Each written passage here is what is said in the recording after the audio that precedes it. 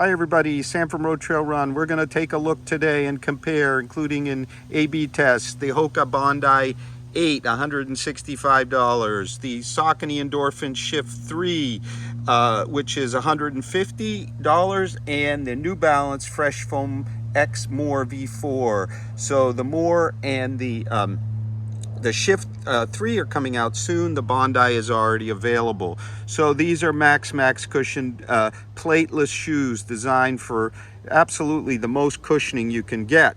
So I've taken them out for A/B runs, comparing them back and forth. We're also going to contrast with a yet more cushioned shoe that actually has a plate briefly, and that is the SC Trainer from New Balance, which has a carbon plate and actually has more stack height at about 45 millimeters at the heel and 8 millimeter drop, whereas all of these are 4 millimeter drop shoes. So we have 39 millimeters at the heel for both the Bondi and the Shift 3, and I measure about 33, 35 for the More V4. But watch out though, because the More V4 actually sits on the widest platform, and let me show you what those platforms look like. So let's talk platform width. The More V4 is overall the widest platform, widest heel, widest midfoot.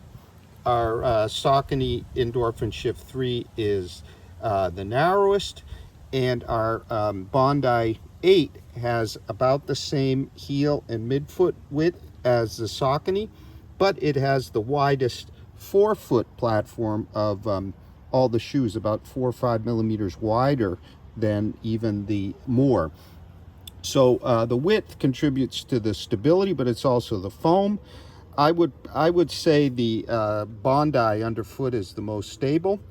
It's the highest. It's a high stacked, similar stack to the Endorphin Shift 3, 39, 35, 39 heel, 35 forefoot, and the widest here, the More, is actually a bit lower stack height, but it has the softest foam. So you clearly feel a really wide heel landing platform, although it's the widest heel landing platform, although it's soft.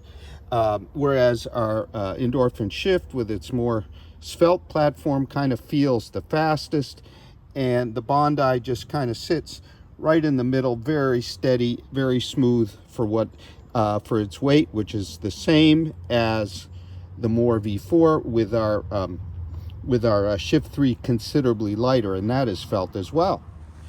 So in considering these shoes, and I'm going to take them out in the A/B test run, you've got to look at weight here as well. The Shift is considerably lighter than the others at let's see, 9.4 ounces or 266 grams in my US 8.5 all samples, and that is much lighter, 1.3 ounces lighter than versions 1 and 2, whereas our Bondi and our More V4 are almost exactly the same weight in my US 8.5, about 10.79 ounces, 10.74 ounces, or about 305 grams. So on the A/B runs, I'm going to talk about fit and ride and compare them. But it is notable that the Shift is considerably lighter, and it feels as such. A couple other notes that are differences. The Bondi has a more rocker profile. In other words, not much flex. Whereas our Shift, and this is a change from the Shift 1 and 2, has quite a bit of flex. And our More V4 gets some newfound flex, a new geometry up front here, you can see. So now this is a more flexible shoe. It is the softest of the group, with the Shift and the Bondi kind of about the same. I think the Shift might be a touch softer, and the Bondi a bit more rubbery in feel. So now I'm taking them out for A/B runs so you can get all the details, and then I'll be back for some conclusions.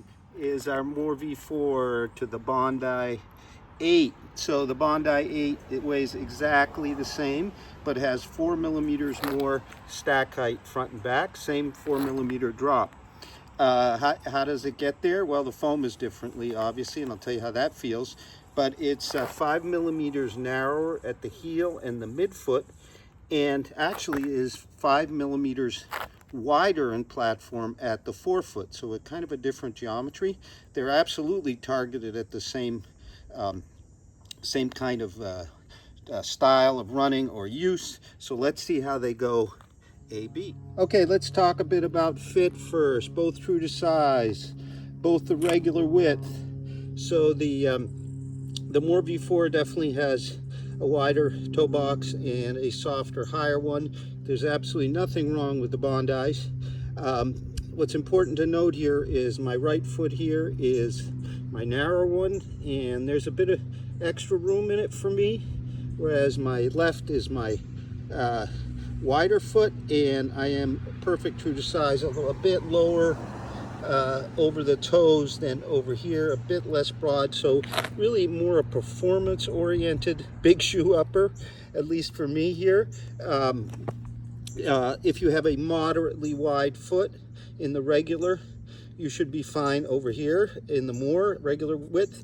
And if you have a moderately wide foot, you may want to consider the wide in the Hoka. Tongues, I think the Hoka has a little bit better lace up here, a little bit more secure. There's no gusset. The upper is a little heavier mesh, not quite as soft and luxurious, but you know, certainly very, very comfortable. Now let's talk a bit more about the ride. So in terms of the ride, our Hoka has 4 millimeters more stack height of cushion, and that is felt, especially at the forefoot, a bit more forefoot cushioning, although there's plenty here. The more is a bit more flexible feeling, whereas our Bondi has more of kind of a rocker effect. Even though it has 4 millimeters more stack height, I think its foam is a little firmer, whereas over here it's softer, a little more plush. I'm kind of preferring the Bondi's foam here because it leads to a bit more agile kind of rocker feel. But if you like a kind of flexible feel, the more is kind of the way to go. Although I felt the cushioning a bit thinner actually in the forefoot, because it is 4 millimeters thinner. So I felt better vibration absorption in the Bondi than in the More, but the More had a bit softer cushion. Both are excellent big stack shoes. The differences are quite slight, so it really comes down to your preferences. In this matchup, exactly the same weight, more stack, a bit more response. I'm leaning towards the Bondi here. So let's talk about fit between these two. On the right, the Shift 3. On the left, the More V4. The More V4 clearly has a more voluminous upper, while the rear hold is pretty similar and secure, both of them. There's a bit more dialed in over here on the Shift. When we get to the midfoot, things start to broaden, as you can see. This is actually my narrower foot. This is my wider foot. There's more volume in the midfoot, and I think the More tries to get to its very nice inherent stability through its considerably wider platform than the Shift, even though the Shift is actually about 4 millimeters higher in stack height. It has a somewhat narrower platform, but this is still a stable platform. Then as you go towards the toe box, you can see the More has considerably more room. I'm kind of not really wide feet. I'm medium to narrow. I have quite a bit of room here, even in my wider foot. Not quite the lockdown I have over here, so this is kind of more comfort oriented, and that kind of goes with the personality of the shoes, because the Endorphin Shift 3 is really designed for long up-tempo runs, but in this new version, it's quite a bit softer than the prior version and higher stack. So it really, when I got to running here on this A/B test, they're pretty equivalent in cushion. We've got a little bit firmer cushion over here, but more stack, a little lower cushion here, wider platform. So they end up about the same in cushion feel, with the More a little bit softer. Now, the Endorphin Shift with that narrow platform and somewhat narrower base really feels quite a bit snappier. although it's not kind of the feel of the original two. It's pretty darn close here, both of them having some flex, unlike the Bondi I'm gonna AB next. So I'm surprised, even though our Shift 3 is 1.4 ounces lighter, 40 grams lighter, and that is for sure felt. The ride is fairly similar, with kind of a snappier, more performance-oriented ride here for the Shift, and a more relaxed, comfort-oriented ride for the more V4. On to the next comparison. Let's talk Bondi 8, 8.5, and Shift 3, 8.5. So first, upper fit. We'll start with the heels. A little teeny bit higher fit here on the Shift 3, but they're very, very close, both very secure. When we get to the midfoot, the Bondi has a bit more midfoot room. Maybe not quite as well held, but you have that broader platform, whereas here it's a bit more performance oriented. In terms of the toe boxes, despite appearances, very similar, a bit broader back of the toes near the laces in our Bondi than in our Shift. The fronts are very, very similar. A little bit heavier kind of upper on the Bondi, kind of a smoother overall fit, whereas here we have kind of a lighter, kind of more performance-oriented fit. I do prefer a bit more padding in the tongue of the Bondi versus the Shift, though there's nothing wrong with the Shift. Now, in terms of the ride, very interesting. Of course, we are 1.4 ounces or so lighter in the Shift, 40 grams lighter than the Bondi, so that is obviously felt. We are broader on the ground here in the Bondi than the Shift by quite a bit. Heel feel almost identical. So I think what's maybe going on is the clip at the rear is kind of helping, but it feels almost the same. You do feel broader kind of support through the midfoot under there, and then the forefoot's really interesting. The Bondi has a pretty rigid rocker, whereas we already have a bit of long flex here. The broadness, you see how that flaring produces kind of a bouncier front feel, whereas over here we have a snappier front feel, which kind of makes sense because our Shift is really designed as kind of an up-tempo max cushion. They have exactly the same stack height as I measure, 39, 35. So very similar in cushioning at the rear, midfoot, and then the forefoot here feels a little thinner, a little snappier, a little more responsive. So I'm a bit surprised also because there's less rubber coverage, but I think the foams are very, very similar here. So now some conclusions on all these different shoes. Which one's for who? Okay, some conclusions, and I've kind of put them in order, sort of how I see them being used. So you're more V4 if you want the softest, kind of most comfortable ride and fit, not exactly energetic, really soft, great walking shoe.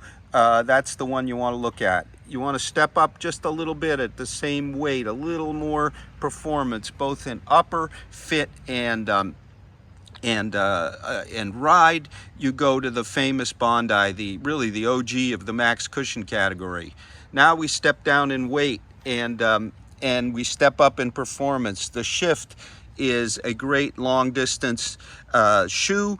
On the softer side, not as kind of snappy as versions 1 and 2, but it's still at well under 10 ounces is a really solid performer. You can train slow in it with its softer foam, but it's really not.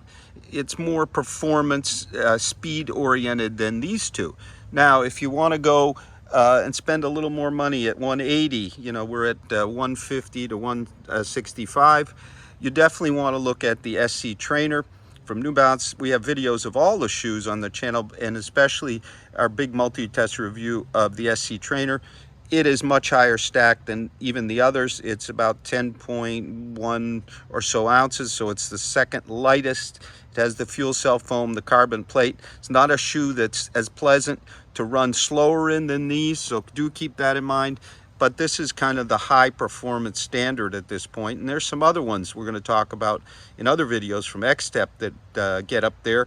But it's stable, it's fast, it's not quite as exciting maybe as the Prime X that's quite unstable from Adidas, but it is a very dependable shoe. So there you have it, in order. Most mellow, broadest platform, softest, kind of stable in a very friendly way. The OG, the Bondi 8, really still in the hunt here if you want all that great cushion and a little bit livelier, if a bit firmer ride than the More. Then you drop down in weight to the lightweight here in the group, the Shift 3, with now some flex, not quite as snappy as its predecessor, but lighter. And then if you want the heavy duty kind of faster training shoe, higher drop, 8mm drop, carbon plated, none of the others have carbon plate, you go to the SC Trainer. Thank you very much for watching. Have a great run.